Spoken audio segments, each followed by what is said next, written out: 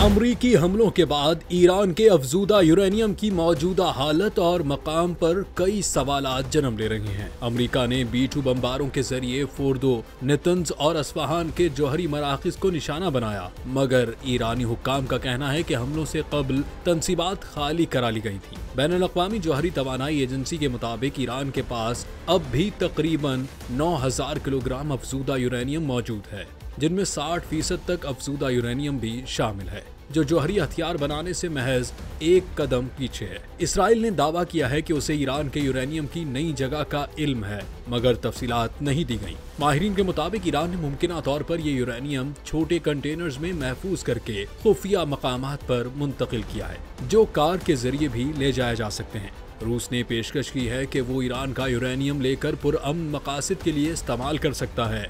अलबत्ता ईरान की जौहरी सलाहियत पर मुकम्मल यकीन से कुछ नहीं कहा जा सकता।